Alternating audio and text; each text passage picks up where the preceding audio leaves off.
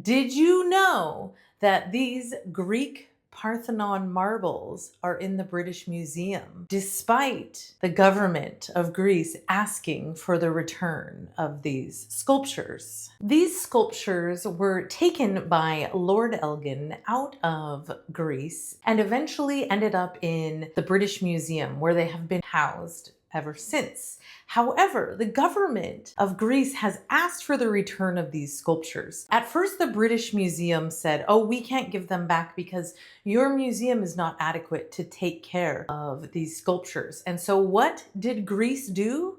Greece built a whole new Acropolis museum. After Greece was denied, in 2000, they opened up a competition to build the new Acropolis Museum, and that museum opened in 2009 to much fanfare. It is an architectural marvel. When you go to visit it, as you're walking into the museum, there's a whole area that's glass and you can see down through, you can see the ancient Greek ruins underneath that entrance to the museum. And once you're in the museum, you can look up and you see on the hill the Acropolis. You see the Parthenon temple up on that hill of the Acropolis. So it's a perfect site for these ancient Greek sculptures, yet somehow they're still in the British Museum. Why is that? This is a concept called repatriation. It's a really important topic in the contemporary museum world. What do we do with objects that have arrived to a museum through perhaps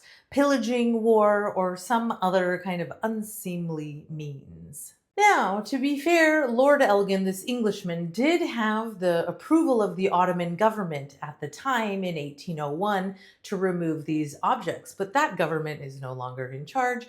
And now here we are 200 years later with these objects still in the British Museum, even though I am of the opinion, and lots of people in the international arts community would agree with me, that they should be returned to the Parthenon Museum in Athens, Greece. So what are these? These are sculptural elements, primarily depictions of goddesses, deities, and they have been removed from their original architectural context. That is, they originally adorned the temples on top of the Acropolis in Athens. Do you want to know more about the art and art history of ancient Greece? Welcome to this introduction to ancient Greek art history. I'm Dr. Megan Lorraine Debin, and I'm an art historian, and this is Art Trippin Lecture Series.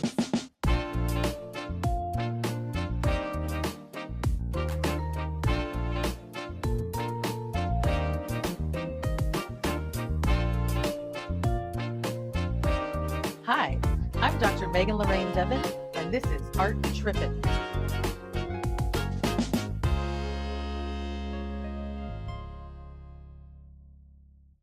So you've probably heard of the ancient Greeks before. You know that they leave a lasting legacy on Western European culture.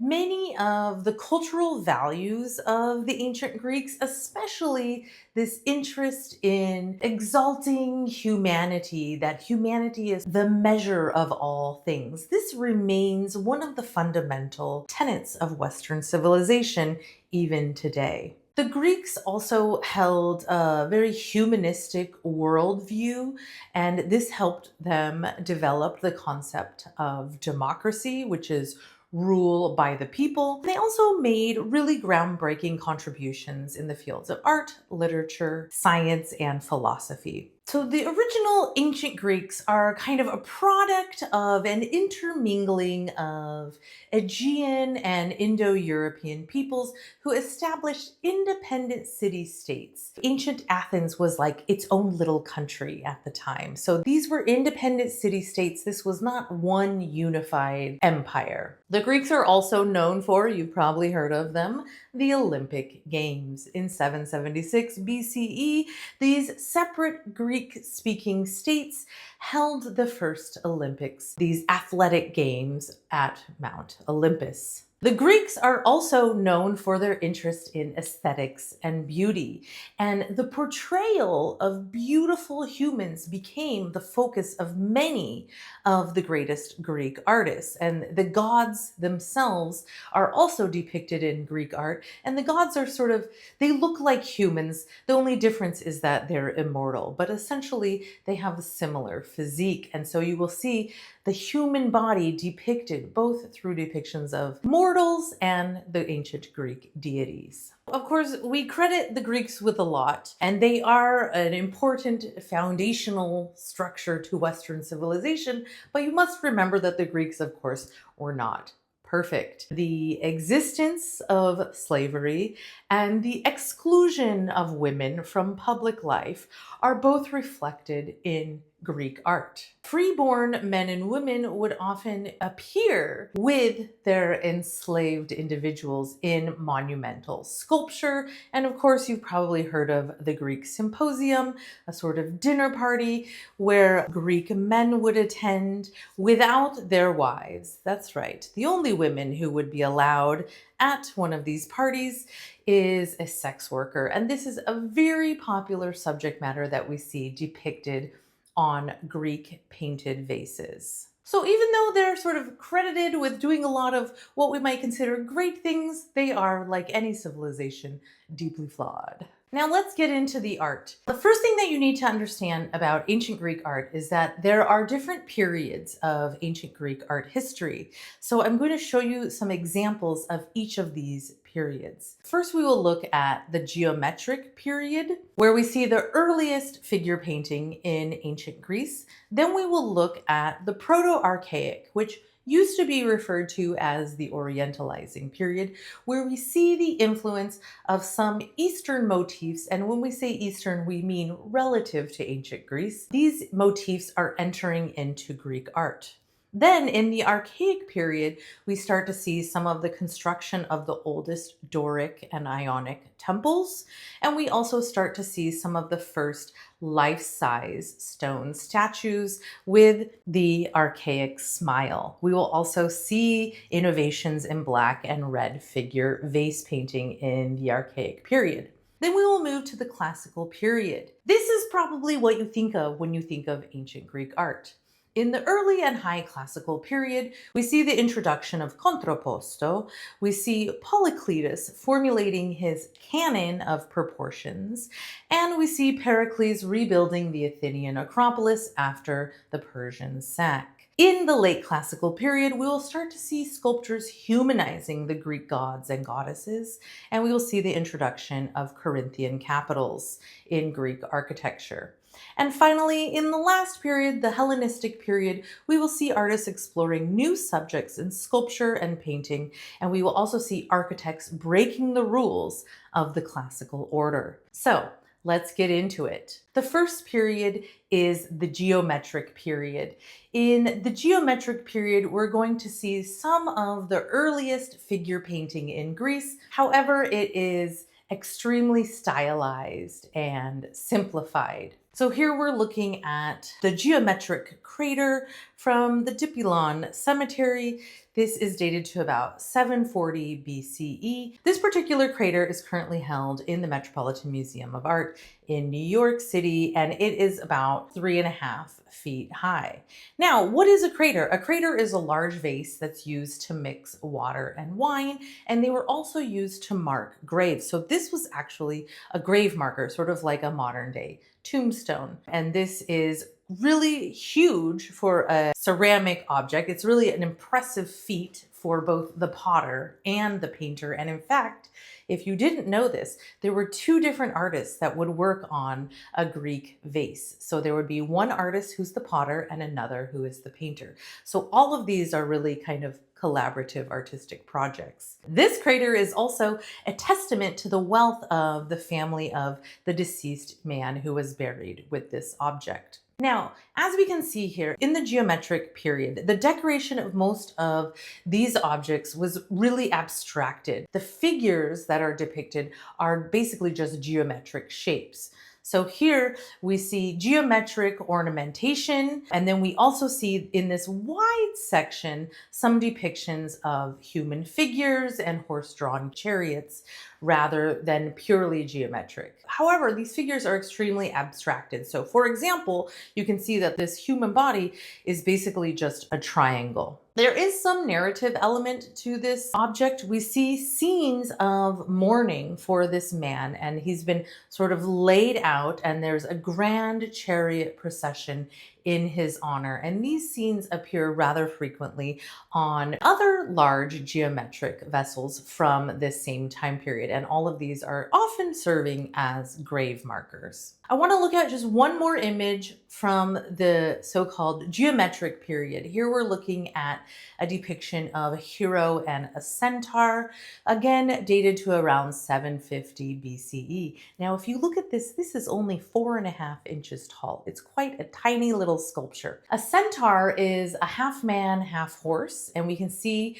this figure interacting with perhaps the hero in this tiny little sculpture, so small in scale, and we see the figures very simplified. This statuette depicts a hero battling a centaur, an early example of a mythological narrative. And I show you this because once we get to the archaic period, we will finally see the introduction of much larger sculptures. Think about this thing being only 4 inches tall. Now, as we move into the 7th century BCE, so the 600s, we're going to see the pace and the scope of Greek trade and colonization really increase, especially in the Near East and Egypt. And remember, this is in reference to from ancient Greece, from Europe. What are they considering the East? So really we're talking about kind of North Africa. And the Greeks are incorporating some of these styles into their art. So we can see this in the Mantiklos Apollo, a statuette of a youth. This is only about 8 inches high. This is from modern day Thebes in Greece. This is dated to about 700 to 680 BCE. Here we can see the human form is starting to take somewhat of a more naturalistic depiction. It's still extremely abstracted. We've got this sort of torso that's made of a triangle, this really elongated neck, and these long curly hair. So this statuette is dedicated to the god Apollo by an otherwise unknown man named Mantiklos. This is all that we know about him. There is a message written, scratched into the thighs of the figure, and this is a message to the god Apollo. This message reads, "Mantiklos dedicated me as a tithe to the far-shooting lord of the silver bow, so that you, Apollo, might give some pleasing favor in return." So because the Greeks conceived of their gods in the human form, it's really uncertain whether this figure represents the god Apollo himself or Mantiklos, this person who has dedicated this statue to the god, or perhaps even neither. Either way, this is definitely at least dedicated to the god. And here we see the Greek artist's interest at this time of really reproducing the details of human anatomy. We have this long hair that's framing this rather unnaturally elongated neck. We see some interest in depicting the pectoral and abdominal muscles, which are defining this otherwise rather stylized triangular torso. The face once had inlaid eyes, and the figure may have worn a separately fashioned helmet.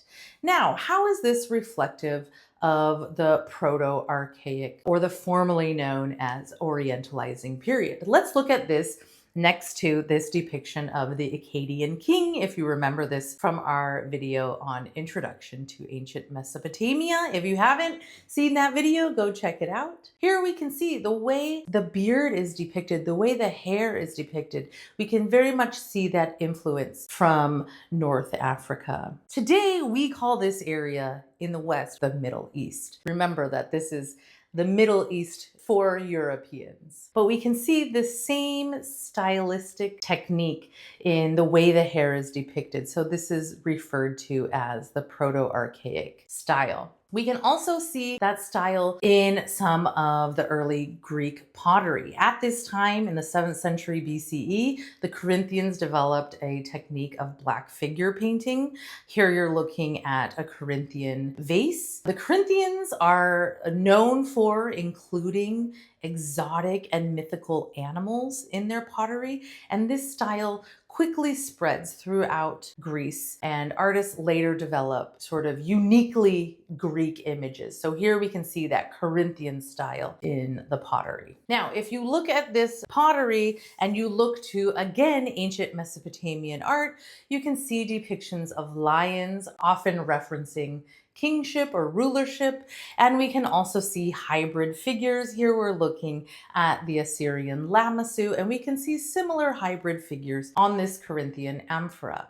Now, we can see this style spreading throughout ancient Greece, where we see these hybrid creatures depicted on these ancient Greek vases. Now, let's move on to the Archaic period. In the Archaic period, we're going to see figures that are depicted in composite view. So this is sort of like a twisted perspective in painting, and we will look at sculpture, life-size sculpture depicting the human form, but they're going to be standing in really frontal, really stiff poses that might remind us of ancient Egyptian art. We will also see the emergence of the Doric and Ionic orders of architecture and the refinement of Greek vase painting. We'll see the beginnings of black figure and red figure vase painting. So here we're looking at the New York Kouros. This is called the New York Kouros because it's in New York at the Metropolitan Museum of Art. The Kouros just means youth or a young man in Greek. This is dated to about 600 BCE, and it's about 6'1/2" tall. So now we are starting to see life-size depictions of the human form. If you look at this statue, you can see the influence of ancient Egyptian art. We can see, just like the pharaohs are depicted in these strong, stiff, frontal poses, in very early Greek sculpture, we see the same frontal view. We see the left leg is stepping slightly forward and the hands are clenched in a fist. This, like the amphora that we saw from the geometric period, was also used in funerary art. So this would mark a grave. So this is replacing those earlier vases as tombstones. So here we really see an emphasis on the human body. No longer is there this narrative about the funeral of the deceased. Instead, it's simply a depiction of this man's body. So humanity is really celebrated. We see an emphasis on not just gods and rulers, but also the triumph of the individual. We still see somewhat of a stylization, some abstraction. Look at the hair. We see that same ancient Mesopotamian influence in the way the hair is depicted.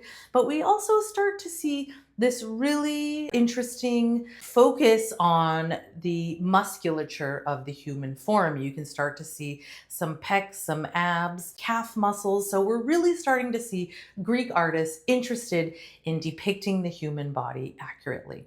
And we can also see perhaps our first example of the archaic smile. This is my archaic smile. Here we can see that archaic smile in this next example. This is just a few decades later. We're looking at the Kroisos from the National Archaeological Museum in Athens. This one is 6'4". Here we can see, again, a life-size depiction of the human form, and in particular, a real interest in depicting the details of the human musculature and human anatomy. We see that same stylized way of depicting the hair, that same kind of blank stare, archaic smile, but much more interest in depicting the details of human anatomy. And I think when we look at these next to each other from 600 to 530 BCE, just in 70 years, we can see great advancements in terms of depicting the human form. Now, the stylistic sister to the Koros is the female version, the Kore. Unlike men, women are almost always clothed in ancient Greek statuary, at least in the archaic period. In the archaic period, women's bodies are completely covered up. Here we're looking at this Kore. This is a votive statue of a goddess, and she's wearing these garments, and these garments help to identify her as a goddess, not a mortal. And you can see that part of her arm is broken off. She's missing her left hand, but in her hand, she would have been holding her attribute that would identify her as a goddess. This sculpture is referred to as the peplos Kore, and you can also see some traces of encaustic paint on the peplos Kore. In fact, did you know that most Greek stone statues were actually once painted? When we look at Greek statues today, we sort of view them as these simple marble wonders, but actually they would have been painted really bright colors and they would have decorated the exteriors of buildings. So the style would have been, I would say by contemporary standards, a bit more garish than we think of this simple minimalistic white marble. Instead, it would have been this cacophony of colors. Now let me show you one more statue from the archaic period. Here we're looking at the Ionian Kore. This Kore is dated to about 520 to 510 BCE and is currently housed at the Acropolis Museum in Athens. This is referred to as the Ionian Kore, which refers to this style of dress that is this asymmetrical one-shoulder look. This is the Ionian style of dress. You will also see this very abstracted depiction of her hair, these kind of tendrils or braids, and you see again that famous archaic smile. Now, in looking at the Ionian Kore, we can start to see the advancement of the depiction of the female form. We can see the folds in the drapery, this really intricate hairdo and headdress that tells us that she's a goddess. And the asymmetry of the dress, this Ionian dress, helps to create a sense of softness and to increase the lifelike quality of this sculpture. We start to see a more naturalistic depiction of the human form. Again, I think it's really helpful to look at these side by side. We can see in just 10 to 20 years, the human form depicted with slowly more and more care and more detail, and of course, increased naturalism. Now, as we transition to the classical period, I think a great example is to look at the sculptures from the Temple of Apphia at Aegina. This is a really interesting example because the sculptures were created over a period of many decades, so we can see in one temple two different styles. So first, let's look at the dying warrior from the west pediment of the Temple of Apphia at Aegina. First of all, what's a pediment? The pediment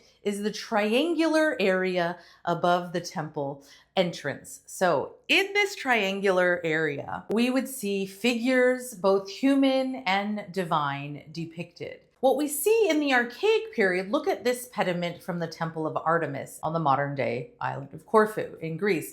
In this temple pediment, we can see that the figure in the center, in this case Medusa, is larger, and that as the triangle of the pediment gets smaller, the figures simply get smaller. Here we have human figures that are depicted on a smaller scale. This might remind you of hierarchy of scale, which we studied when we talked about ancient Mesopotamian art. Now, what you will see when you come back to the Temple of Apphia is that instead of making the figures smaller and smaller as the triangle got smaller and smaller, we see the figures remain life-size but change positions. So here, this warrior is lying down so that he fits perfectly into the pediment.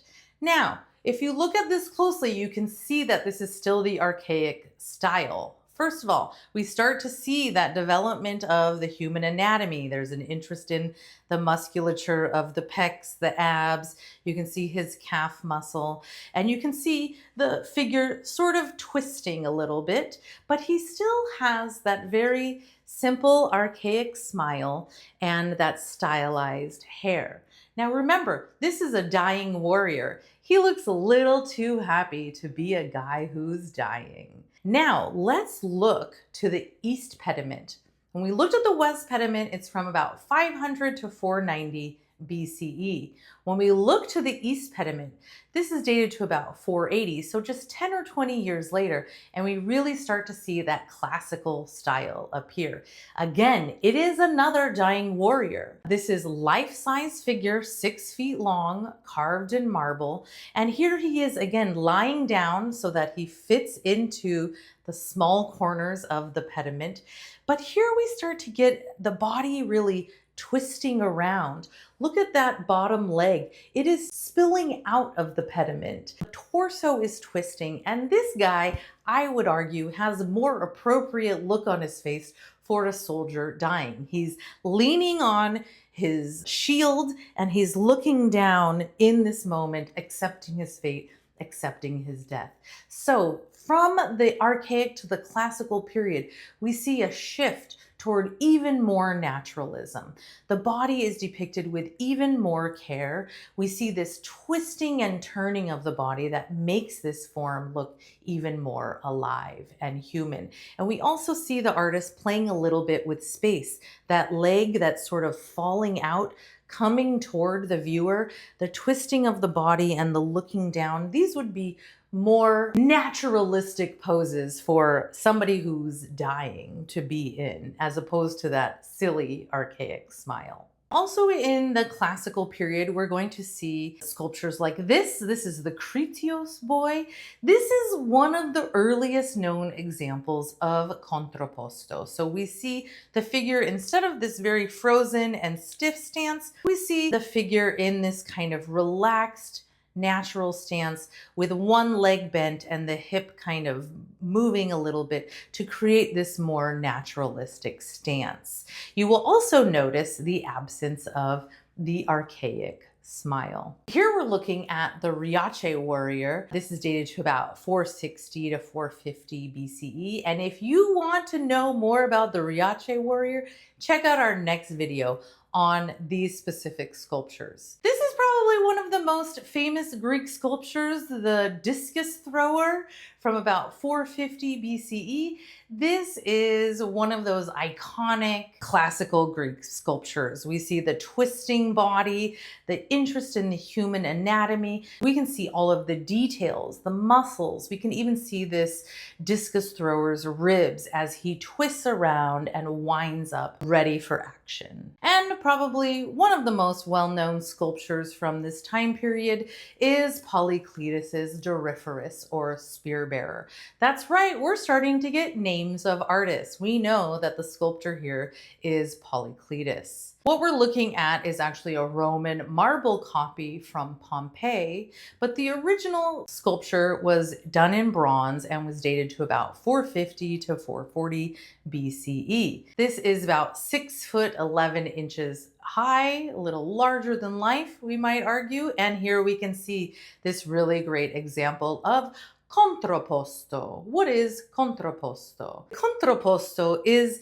that stance of the figure where one leg is bent, so the weight is shifted to the other hip. When that happens, the shoulders kind of cock at the opposite angle. And so here we have a really naturalistic stance that contrasts to the frozen, stiff stance of the archaic statues and of course of ancient Egyptian statuary. Polycletus's sculpture was originally titled the Canon because it set the standard for what ancient Greek sculpture should be, is really a balance of opposites, a kind of harmony of opposites. So the left leg is bent and the weight goes on to the right leg. And as the hips shift one angle, the shoulders shift into the opposite angle. So we really see a harmony of opposites in classical Greek art. This classical period is also the time period that the Parthenon frieze sculptures come from. So here we're looking at 3 goddesses.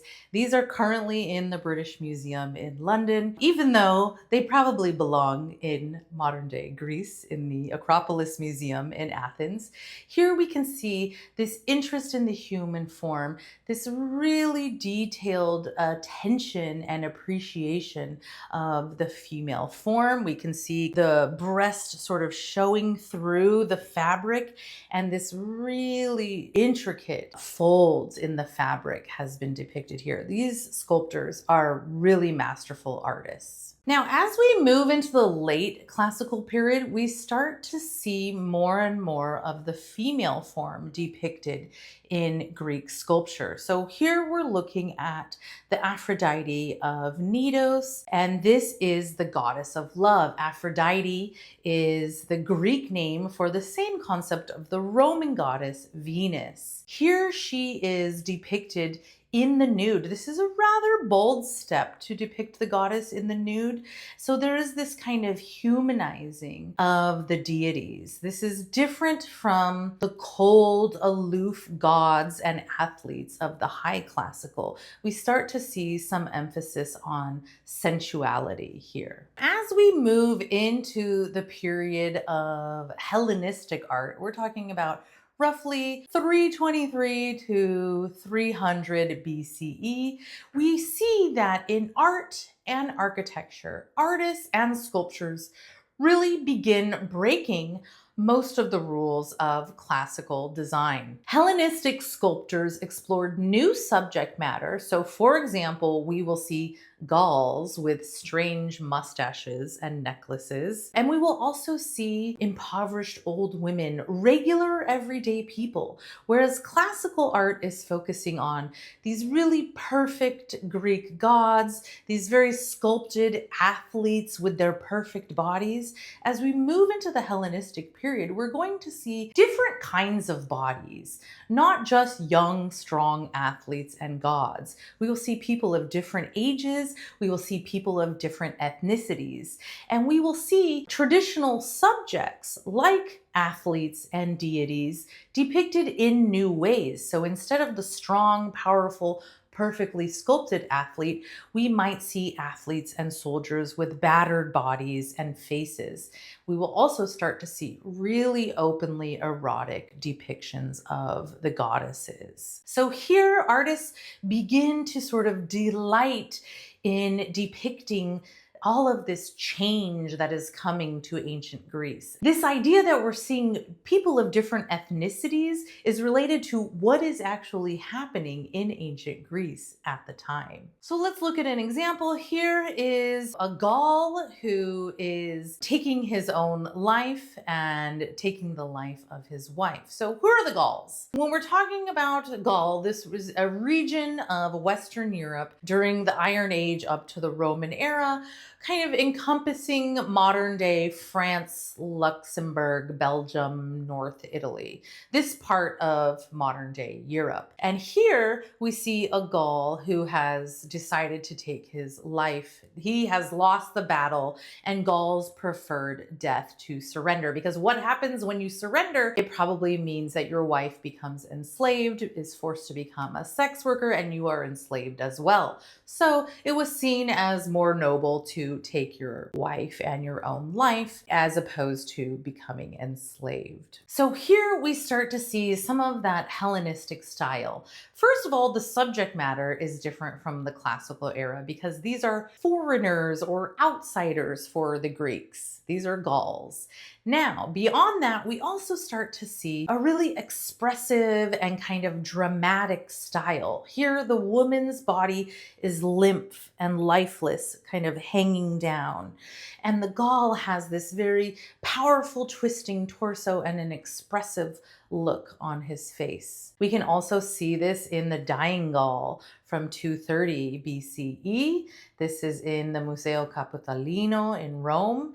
Now, Gauls are often shown as barbarians with wild hair, mustaches, and this characteristic neckbands. Now remember, for the ancient Greeks, barbarians were anyone who wasn't Greek. So this is a term that they use to apply to any outsider. The Gauls are depicted as quote unquote barbarians, but they're also portrayed as noble foes who fought to the bitter end and died with dignity. Here he is collapsed upon his large oval shield as blood pours from the gash on his chest. You can see pain expressed. He's kind of staring at the ground, contemplating his own impending demise.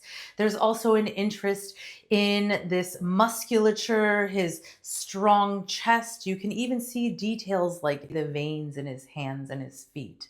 So this kind of detail, this kind of drama is very much a product of this Hellenistic period. I think when you look at something like the dying Gaul from the Hellenistic period next to the dying warrior from the archaic period, you can really see how Greek art has changed over the centuries. I also want to talk about how the female form is depicted in Hellenistic art. Here we're looking at the very famous Venus de Milo. This is another iconic work of Hellenistic Greek sculpture, so iconic that I got it tattooed on my body. Here you can see the goddess Aphrodite, and this is very specifically a depiction of this sculpture, the Venus de Milo. So here we can see the sculptors really exploring the eroticism of the nude female form.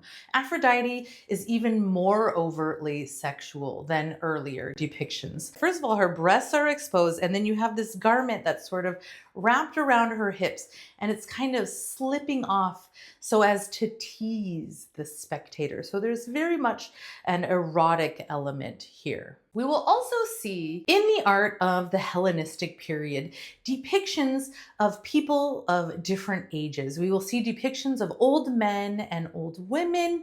We will see depictions of people from the lowest rungs of society. Figures that were really not considered suitable in earlier Greek art in the archaic and classical periods.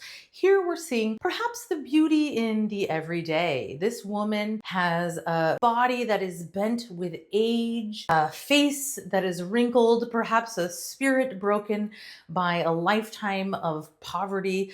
But these portrayals of individuals really represent the social climate of Hellenistic Greece. The highborn couldn't help but encounter the poor, foreigners like the Gauls on a daily basis because this was the state of ancient Greece at the time. Hopefully this has given you a really good introduction to ancient Greek art. Of course, I did not discuss architecture, vase painting, mosaics. There are many other forms of art in ancient Greece. Here I was really focusing on the depiction of the human form throughout these different time periods, from a very abstracted style in the geometric period to the archaic style where we start to see an interest in depicting the human form. Then we looked at the use of contrapposto in high classical Greek sculpture, and in the Hellenistic period, we see the humanization of the Greek gods and goddesses. We start to see artists exploring new subjects in sculpture and painting,